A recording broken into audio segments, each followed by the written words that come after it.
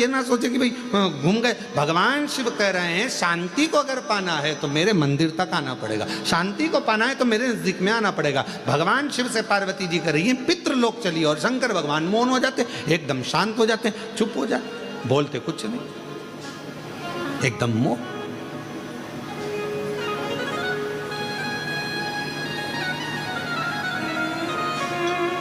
अब मेरे बाबा ने बड़ी करुणा करी, पार्वती जी को लगा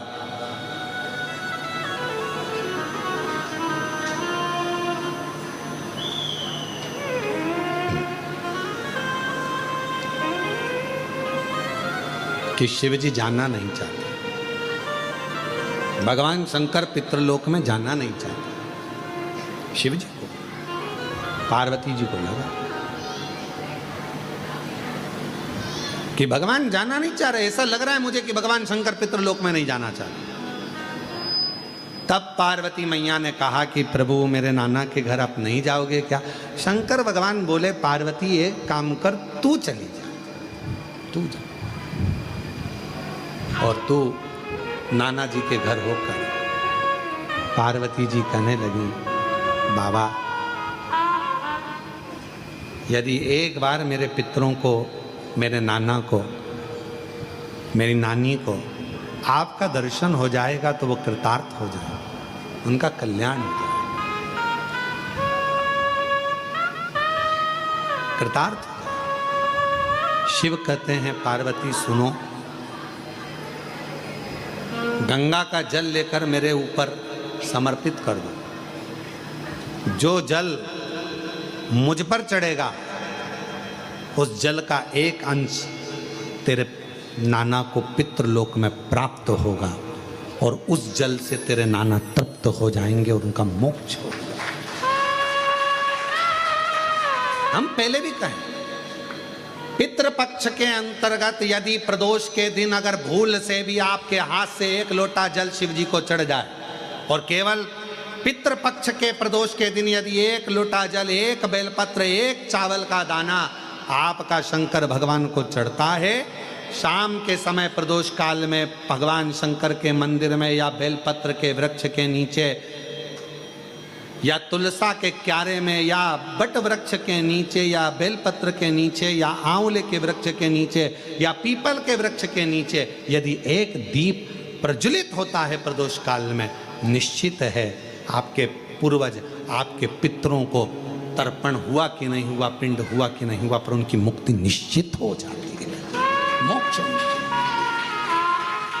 मोक्ष जैसे कथा आती है कि नवरात्रे में जैसे माताएं कहती हैं हम नवरात्रे में माता जी का व्रत रख रहे हैं, हम नवरात्रे में ये उपासना कर रहे हैं, हम नवरात्रे में माता की ज्योत खड़ी कर रहे हैं, हम नवरात्रे में माता का अनुष्ठान। बिल्कुल करो, अनुष्ठान करना जरूरी है। आप व्रत करती हो जरूर करो, आप साधना करती हो, आपके घर में जैसा होता है वैसा करो, आपके घर में जो होता है वो करो। पर साथ में नवरात्रे में यदि प्रेमवश नवरात्रे में अगर माँ जगतजननी जगदम्बा का, अम्बा का दर्शन करने के लिए माता रानी के मंदिर तक जा रहे हो तो एक पुष्प की 9 पंखड़ियां जरूर लेकर जाओ या 9 पुष्प लेकर,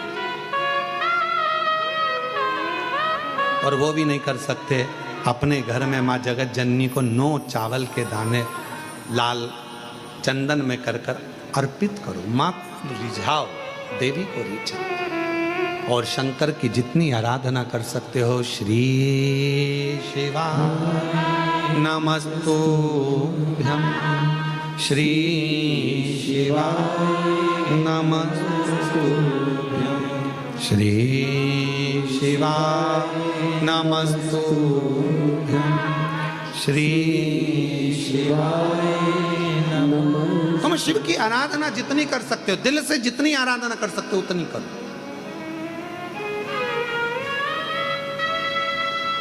भगवान शंकर को जितना रिझा सकते हो उतना रिझा। शंकर जी कह रहे हैं कि मैं नहीं जा पा रहा हूं, पर पार्वती तुम जाओगी मेरे ऊपर जल चढ़ाकर, तुम्हारे पितृ प्रसन्न मिलेंगे, तुमको तुम्हारे पितृ नाना प्रसन्न मिलेंगे तुमको, तुम क्यों चिंता करते? जाओ। अब पार्वती जी ने शिव जी का सुंदर जल चढ़ाकर अभिषेक किया, स्नान कराया, भगवान शंकर को शिवलिंग पर जल समर्पित करा और जल चढ़ाकर आज पार्वती जी पितृलोक में पहुंची अपने नाना जी के घर। क्या देखती हैं? सुंदर स्वरूप है, इतना उमंग, इतना उत्साह, इतना त्योहार मेरे नाना जी के यहाँ कभी नहीं मना। जो शंकर भगवान को मैं जल चढ़ाकर आई तो आज पितृलोक में तो आतिशबाजी हो रही है, पितृलोक में तो नगाड़े बज रहे हैं, पितृलोक में तो सहनाइयां बज रही हैं, पितृलोक में मंगलाचार हो रहा है,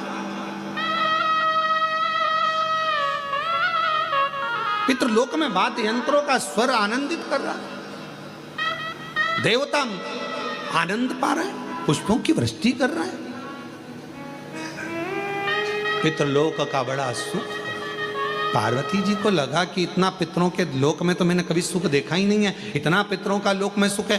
बात क्या है? पितृलोक में जैसे ही गई अपने नाना जी के पास में, पितरों के पास में जाकर उनके गोदी में माँ पार्वती जी बैठकर पूछती हैं, नाना जी पहले आई पर पितृलोक में इतना सुख नहीं दिखा, पितृलोक में इतनी दुआ नहीं मिली, पितृलोक में इतना आशीर्वाद नहीं मिला, पितृलोक में इतना सुख नहीं मिला, ये आज कैसे प्राप्त हो रहा है?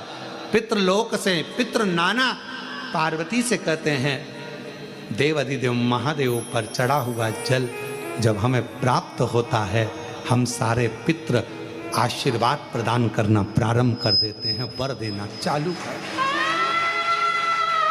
वर देना। और मेरे भोले तेरा सहारा है, मेरे भोले तेरा सहारा है, मेरी नैया का तू किनारा